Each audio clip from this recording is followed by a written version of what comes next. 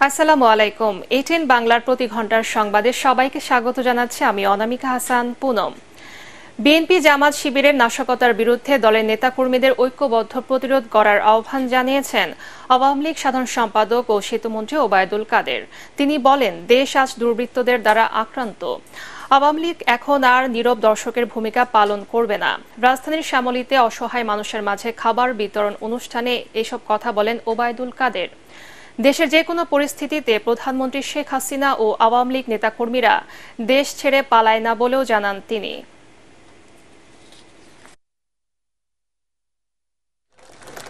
আজকে আমাদের ঐক্যবদ্ধ হতে হবে।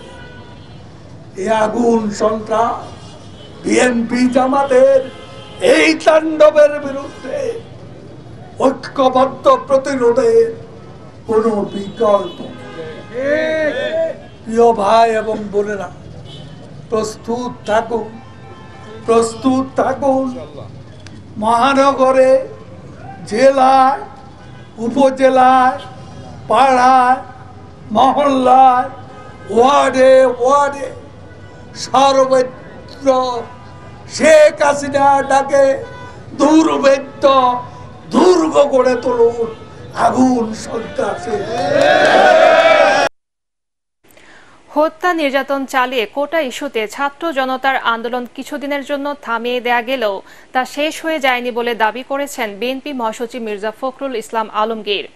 চেয়ারপারসনের গুলশান কার্যালয়ে আয়োজিত সংবাদ সম্মেলনে কারফিউ ও সেনা প্রত্যাহার, গণগ্রেফতার বন্ধ করে রাজনৈতিকভাবে সংকট সমাধানের সরকারের প্রতি আহ্বান জানান।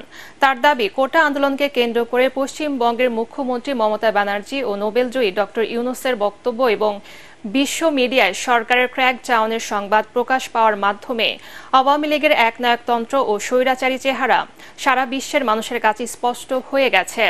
মির্জা ফখরুল অভিযোগ করেন, সরকার পরিকল্পিতভাবে সহিংসতা ঘটিয়ে বিএনপির উপর এর দায় চাপিয়ে নেতাকর্মীদের গণগ্রেফতার করছে। বাচ্চা ছেলে 15 বছর বয়স, 16 বছর বয়স, সে তার মায়ের কাছ থেকে বেরিয়ে চলে আসছে যে না আমি যাব। আপনার সাধারণ মানুষ বেরিয়ে এসছে যে না ওদের সঙ্গে আমাকে যেতে হবে, কারণ আমার রুটির ব্যাপার আছে। আমার আজকে জিনিসপত্রের দাম যেভাবে বেড়েছে আমরা সেটা কুলিয়ে উঠতে পারছি। সরকার সম্পূর্ণ ব্যর্থ হয়েছে। একদিকে যেমন আপনার কোটা আন্দোলন ছাত্রদের ছিল, জনগণের যে পুঞ্জীভূত ক্ষোভ, তারই বই প্রকাশ হয়েছে আপনার এটার মধ্যে দিয়ে। হ্যাঁ, সাময়িকভাবে তারা সেটাকে সেনাবাহিনী নামিয়ে দমন পীড়ন করে, নির্যাতন নিপীড়ন করে তারা এটাকে হয়তো থামিয়ে দিতে পারে, কিন্তু এটা যদি রাজনৈতিক সমাধান না করে তাহলে কিন্তু এটা কখনোই সেই সমাধান হবে না।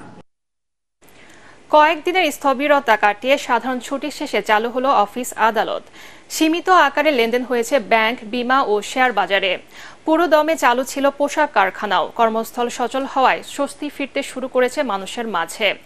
স্বাভাবিক কাজকর্মের পাশাপাশি দ্রুত ইন্টারনেট সেবা পুরোপুরি চালুর দাবি জানিয়েছেন তারা। বিস্তারিত শরফুল আলমের রিপোর্টে।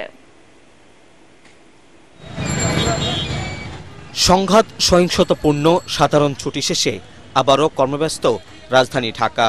কারফিউ শিথিলে কর্মস্থলে ফিরেছে প্রাণচাঞ্চল্য। সরকারি বেসরকারি অফিসগুলোতে স্বাভাবিক কার্যক্রম হয়েছে, যদিও পুরোপুরি ব্যস্ততা ফিরতে আরও কিছুটা সময় লাগবে বলে জানান কর্মজীবীরা।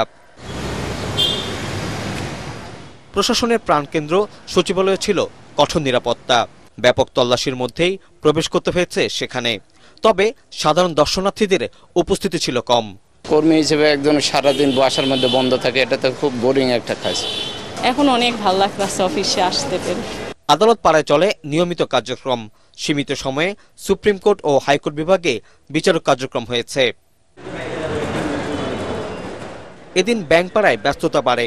50 ভাগ শাখা চালু রেখে 5 দিন পর ব্যাংকগুলোতে লেনদেন হয়েছে। 11টা থেকে 3টা পর্যন্ত জরুরি লেনদেন স্বার্থে ব্যাংকগুলোতে গ্রাহকদের ভিড় ছিল। তবে সার্ভার ও ইন্টারনেট জটিলতার কারণে কোনো শাখায় লেনদেনে অতিরিক্ত সময় নিয়েছে এমন অভিযোগও ছিল গ্রাহকদের। বিদ্যুৎ বন্ধ হয়ে গেছে, টাকা নাই, জরুরি টাকা তোলার জন্য ব্যাংকে চলে আসছি। আসাম থেকে এসেছিলাম বাংলাদেশে রোড ট্যাক্স দিতে, তারপর ডলার ইনক্রুজ করতে পারছি না, সবই বন্ধ ছিল। আমরা যে আত্মীয় স্বজনের কাছ থেকে টাকা আনবো সেই অবস্থাটাও ছিল না। সার্ভার ডাউনের কারণে এখানে ট্যাক্স দিতে দেরি হচ্ছে।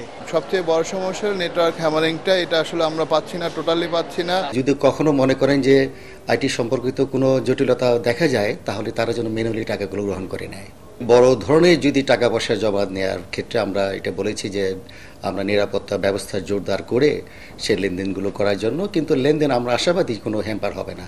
সীমিত পরিসরে দুপুর 2টা পর্যন্ত চলে পুঁজিবাজারের লেনদেন, আর স্বাভাবিক কার্যক্রম ছিল সারা দেশের পোশাক কারখানায়।